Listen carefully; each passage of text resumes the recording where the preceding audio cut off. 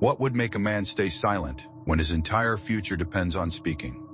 Not because he wasn't given the chance, not because the judge stopped him, and not because his lawyers forgot to call his name. The opportunity was there. The courtroom was waiting. The jury was listening. Then, nothing.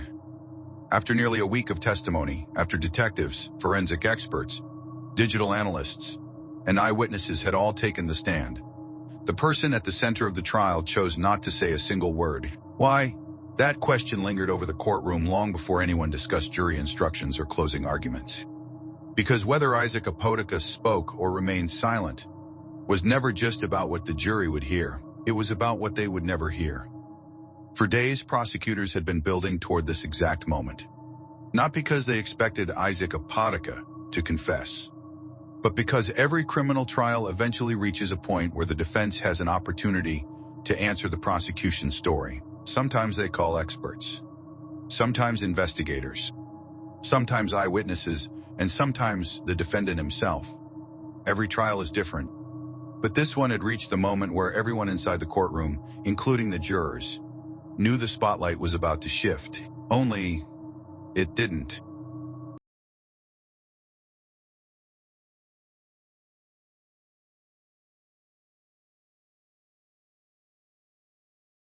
When court resumed on day 6, the prosecution announced that it had finished presenting its evidence. That much was expected. What happened next wasn't. The judge turned toward the defense. Would they challenge 6 days of testimony? Would they present another version of what happened? Would Isaac Apodaca finally explain the evidence prosecutors said connected him to Grace Jennings' murder? Instead, defense counsel stood and rested. No witnesses, no experts, no alternative timeline, and no testimony from Isaac Apodaca himself. The courtroom didn't erupt. There was no dramatic objection, no emotional exchange, just a decision that quietly changed the rest of the trial. At first glance, it might seem like the defense had simply chosen to do nothing. But that's not what happened. Choosing not to present evidence can itself be a legal strategy. Under the U.S. Constitution, a defendant has an absolute right not to testify. The prosecution cannot force that decision, and jurors are instructed that they cannot treat a defendant's silence as evidence of guilt. Those protections exist because the burden of proof never shifts away from the prosecution. Isaac Apodaca doesn't have to prove he's innocent. The state has to prove he's guilty beyond a reasonable doubt. The judge carefully confirmed that Isaac understood those rights, and that the decision not to testify was his alone. Isaac told the court that it was. But that constitutional protection doesn't answer the question everyone else was asking. If the evidence was already presented, why didn't the trial move straight to a verdict? After all, the witnesses were gone. The exhibits had been admitted. The prosecution had rested. The defense had rested. To someone watching from outside the courtroom, it might seem like the jury already had everything it needed. But the judge knew something the jurors, and perhaps many viewers, had to be reminded of. Evidence, by itself, doesn't decide a case. The law decides how that evidence can be used. And before 12 jurors could debate a single text message, a single forensic finding, or a single witness's credibility, they first had to agree on the rules. Imagine being handed thousands of puzzle pieces without being told what the finished picture is supposed to look like. That's what a criminal trial would become without jury instructions. The same evidence can mean very different things depending on the legal standards that apply. So before closing arguments continued, the judge carefully explained those standards. Not to persuade the jury, but to make sure every juror would evaluate the evidence through the same legal framework. Then came a reminder that sits at the heart of every criminal trial. Isaac Apodaca did not enter this stage of the proceedings as someone the law presumed guilty. He entered it presumed innocent. That presumption would remain in place unless the prosecution convinced every juror that the evidence proved guilt beyond a reasonable doubt. Not beyond suspicion. Not beyond possibility. Beyond a reasonable doubt. That burden never shifted to the defense, no matter how many witnesses they chose, or chose not to call. And that raised another question. If Isaac didn't have to prove he was innocent, what exactly did prosecutors still have to prove? The answer wasn't as simple as many people expected. Throughout the trial, Prosecutors had acknowledged that Kiara McCauley was the person they alleged physically attacked Grace Jennings. So why was Isaac Apodaca facing the same murder charge? The answer lay in a legal concept that would soon become one of the most important instructions the jury received: aiding and abetting. The judge explained that under the law, a person can be held criminally responsible for a crime, even if they did not personally commit every physical act involved, but only if the prosecution proved specific legal elements beyond a reasonable doubt. That instruction didn't tell jurors that Isaac Apodaca was guilty. It didn't suggest prosecutors had already met their burden. It simply explained the legal standard they would have to apply when evaluating the evidence presented during the trial. For the prosecution, this instruction reflected the foundation of its case. For the defense, it represented one more hurdle the state still had to clear. Then came another instruction that quietly revealed how the deliberations themselves would unfold. Many viewers assume jurors can simply debate every possible charge until they reach an agreement. They can't. The judge explained that the jury must first consider the charge of first-degree murder. Only under the legal process outlined in the instructions could they move to consider a lesser-included offense. The order mattered. The questions mattered. Every step had to follow the law, not instinct or emotion. It was a procedural explanation, but it carried enormous consequences. Because from this point forward, the trial was no longer about discovering new evidence. It was about interpreting the evidence that already existed. Then, almost as if anticipating the question lingering in everyone's mind, the judge returned to Isaac Apodaca's decision not to testify. He instructed the jurors that they could not hold that decision against him. They could not speculate about why he remained silent. They could not treat his silence as evidence of guilt. The law required them to set that question aside entirely. Whether that would be easy was another matter. Human curiosity doesn't disappear simply because a judge says it must. But legally, only one question remained: had the prosecution proven its case? Or had it left room for reasonable doubt?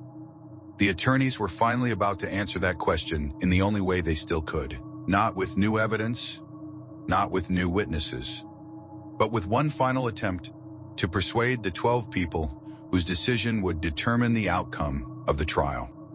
What if the prosecution didn't have to prove who killed Grace Jennings? Only who made the killing possible. That may sound like a contradiction. Most people imagine a murder trial revolves around one simple question: who committed the crime? But by the 6th day of this trial, that wasn't the question prosecutors were asking the jury to answer. In fact, they acknowledged something that had never really been in dispute. According to the prosecution, Kiara McCauley was the person who physically carried out the fatal attack on Grace Jennings. The forensic evidence presented during trial, including DNA and fingerprint evidence on the weapon, was central to that position. So if prosecutors weren't arguing that Isaac Apodaca wielded the weapon, why were they asking the jury to convict him of murder? That question became the foundation of their closing argument. Standing before the jury for what could be the final time, prosecutors stripped their case down to a single idea. According to the state, this wasn't simply a case about who struck the fatal blows. It was about who caused, helped, and encouraged the killing to happen. 3 words: caused, helped, encouraged. Those weren't chosen for dramatic effect. They reflected the legal theory prosecutors had spent 6 days trying to prove. Their argument was that criminal responsibility doesn't always depend on physically committing the act itself. Sometimes, they argued, responsibility begins much earlier, with planning, influence, and participation. Whether the evidence actually proved that was no longer a question for the attorneys. It was now a question for the jury. But prosecutors faced a challenge. No witness had taken the stand and testified, "I saw Isaac Apodaca plan this murder." There was no single piece of evidence that, by itself, answered every question. Instead, prosecutors asked jurors to do something different. They asked them to step back and look at the entire picture. Not one text message, not one interview, not one internet search, but the relationship between all of them. According to the prosecution, the evidence formed a pattern rather than a collection of isolated events. That was the story they wanted the jury to see.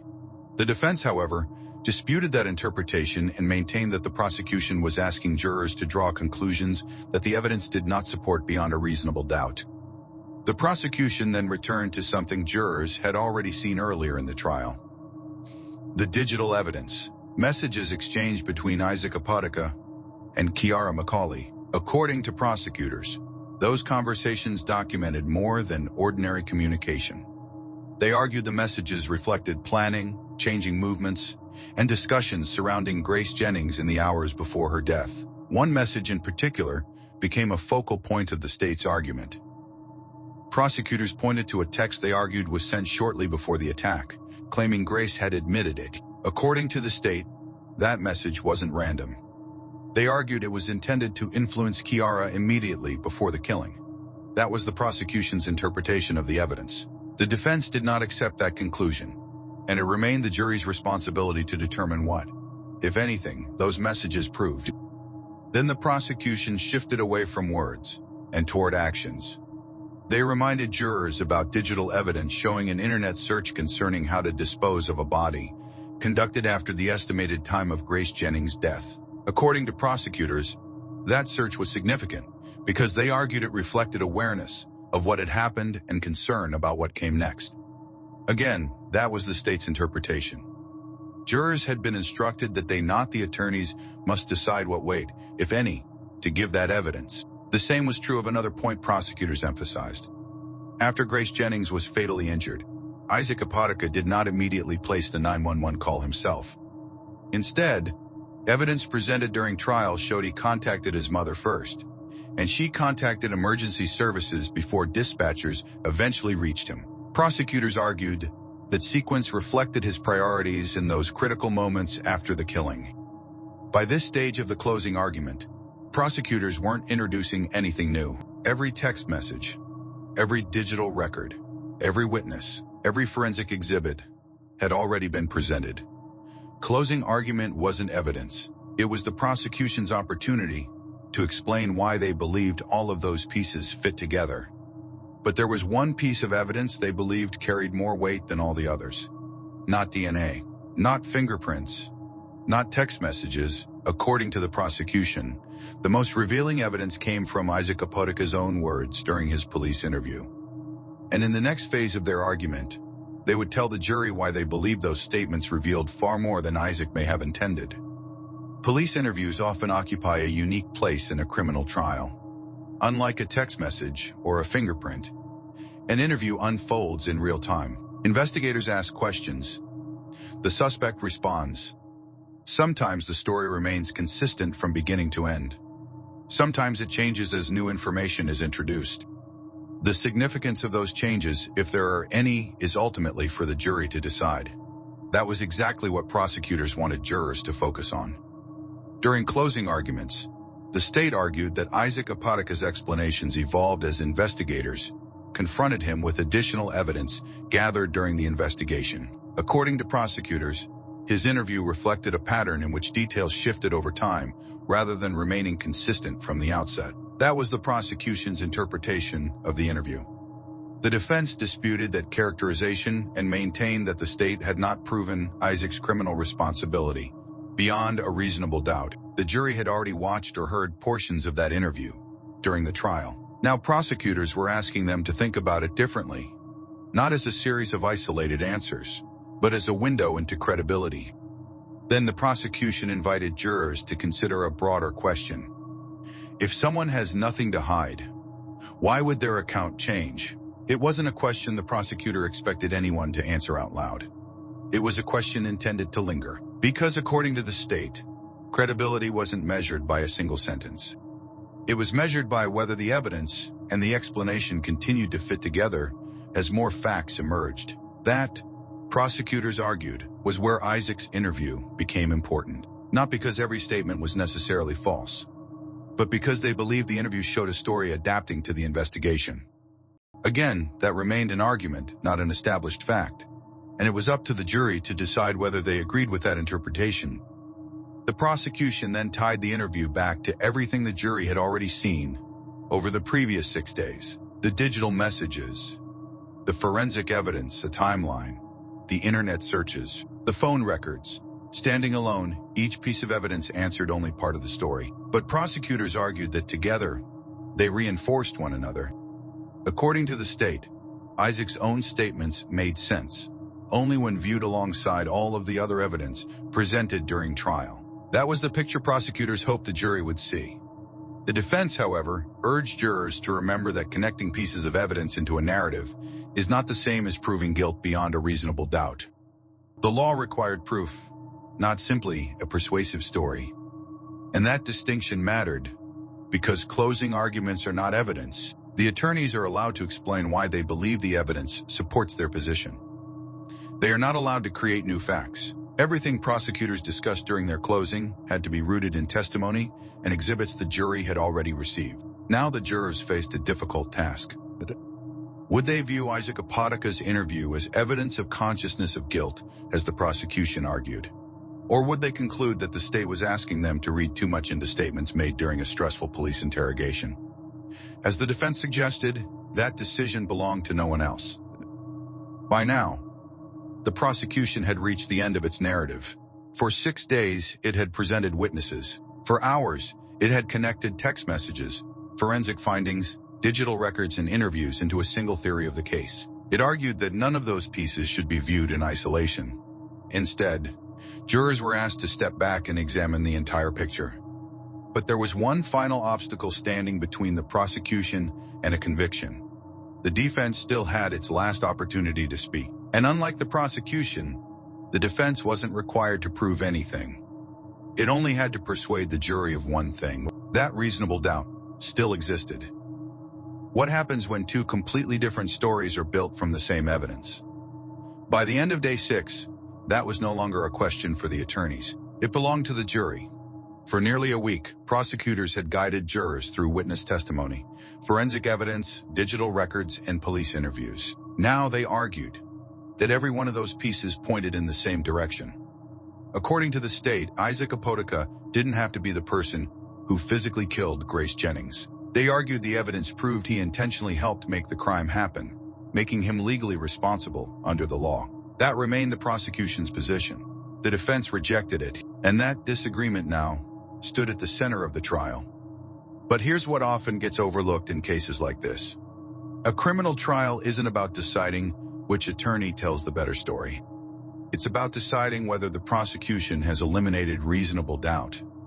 That's a much higher standard. The defense doesn't have to convince the jury that Isaac Apodaca is innocent. It doesn't even have to explain every unanswered question.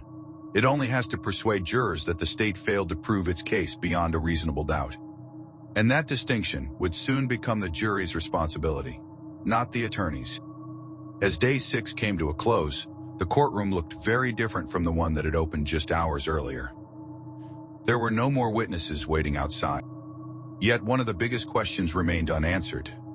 Not because the court ignored it, not because the attorneys forgot to ask it, but because our justice system is designed that way. No one knew what 12 jurors were thinking.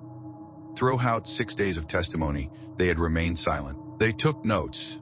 They watched every witness. They listened to every objection. But they gave nothing away, not a reaction, not an opinion, not a hint of which side they found more convincing. And that silence was every bit as important as the silence that began the day. Because in just a short time, those 12 people would become the only voices that mattered.